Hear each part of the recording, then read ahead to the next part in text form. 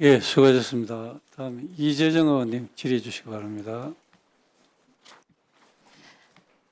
네, 장관님. 예. 저희가 원인을 계속 찾는 이유는 진단을 해야 해법이 나오기 때문입니다. 저희가 뭐 저녁 한 끼 먹는다고 진짜 소주 한 잔 한다고 이런 문제가 해결되는 게 아니잖아요. 원인을 찾아서 그 원인을 제거하거나 원인에 대한 우려를 불식시키는 게 이유라고 생각합니다. 네. 그래서 여러 가지 근거를 토대로 합리적 추론을 통해서 핵과 관련돼 있지 않느냐. 자체 핵무장 발언이 주요 정치인 그것도 여당에서 나오기 시작하면서 무엇보다 대통령에 의해서 나오기 시작했던 2023년 1월부터 그 문제가 심각하기 시작했다라고 추측했던 겁니다. 그런 추측을 바탕으로 해서 저희도 확인하는 경로가 있습니다. 의원들 의원 외교합니다. 네. 제가 미 상원 의원을 통해서 확인한 내용입니다. 그것이 맞다라는 것입니다.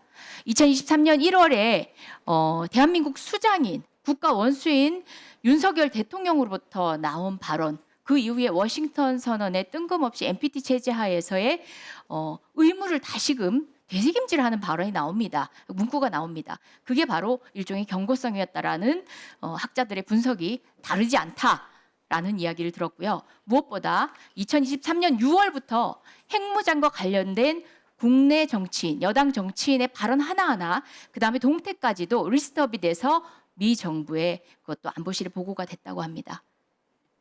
자, 좋습니다. 이까지입니다. 어떤 의원실인지는 정말 비밀을 전제로 한다면 저 장관님께 또는 TF에 말씀드릴 용이 있습니다. 자, 이걸 바탕으로 그리고 또 거기서 준 정보를 바탕으로 제가 이제 팩트를 하나하나 체크해서 들어가겠습니다. 자, 먼저 묻겠습니다.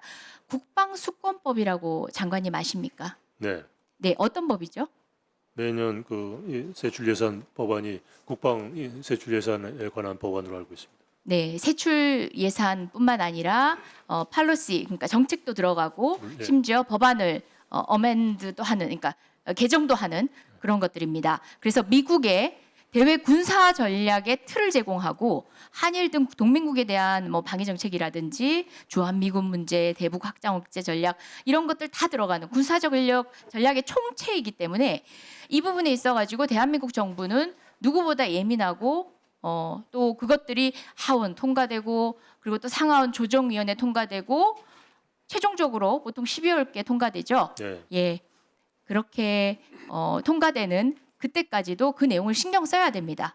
근데 지금 이제 에너지부 관련해서 국방수권법 안에 들어가 있다는 거 아셨습니까?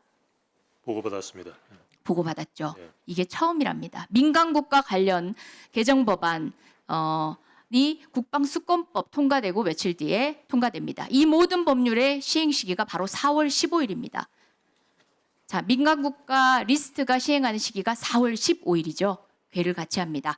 바로 작년 12월, 그러니까 여기 계신 과기부에서 파악하기 이전에 이런 징조가 다 있었다는 겁니다. 관련된 내용에 따라서 개정된 법안을 한번 보겠습니다. 네, PPT. 네. 네. 현행 법안이 왼편이고요. 개정안이 오른편입니다. 현행 법안은 관련해서 에너지부 장관은 이렇게 해서 할 수 있는 권한을 줍니다. 신원조사 등의 이제 다양한 권한을 행사합니다. 개정안에는 The Administrator라고 돼 있는데 이게 뭐냐면 National Nuclear Security Administration 국가 핵안보국의 수장을 이야기합니다. 자, 국가 핵안보국은 어디에 소속된 건지 아십니까? 에너지분. 맞습니다. 에너지부 안에 있습니다. 근데 저희가 보통 그렇게 얘기합니까? 아니, 외교부 장관이 있는데 외교부 장관 아래에 있는 별도의 장에게 어떤 권한을 주는 게 좀 쉽지 않거든요. 자, 왜 국가 핵안보국 수장에게도 이 권한을 주지? 하던 차에 적용시설과 관련해서 구체화시킨 내용을 보면 점점 더 이해가 됩니다. 자, 적용시설이 지금도 계속 우리가 민간국가 리스트 얘기하면서 NSL, 국가안보연구소의 출입에 대한 얘기만 계속 하고 있습니다. 그런데 이미 2024년 12월 통과되고 올해 4월 15일 리스트와 같이 발효되는 여기서는 핵무기 생산 및 연구시설과 관련 기술 보유시설도 그 적용이 됩니다. 다시 말해서 핵무기 생산시설 그리고 해군 원자력 추진 관련 부지까지도 출입통제에 해당이 됩니다. 허필 핵입니다. 자, 다시 국방수권법으로 돌아가겠습니다. 아까도 제가 말씀드렸지만 이렇게 에너지부 민간 국가의 보안 강화와 관련된 규정은 이전에는 국방수권법에는 없던 조항입니다. 국방수권법에 들어갔다는 얘기는 단순한 기술 유출과 관련된 단견으로 이제 좁은 시틀로 보는 것들이 아니라 이 모든 것들을 사실 전략자산과 관련된 기술이 뭐 단적으로 얘기하면 핵이고 그것과 관련해서 국방 정책의 큰 틀에서 이 문제를 바라보겠다라는 미 의회와 정부의 의지가 들어가 있는 겁니다.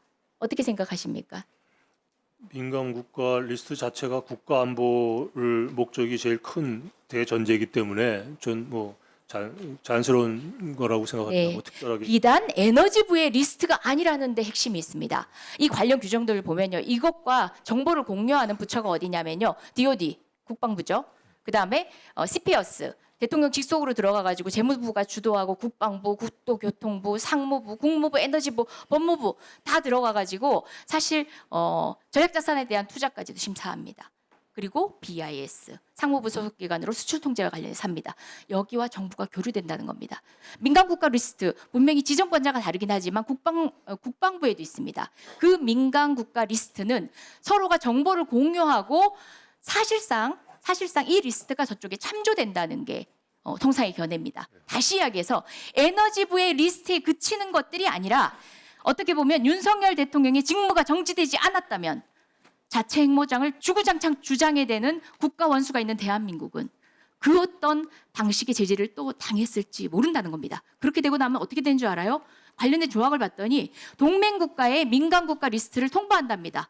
저희는 동맹국가잖아요.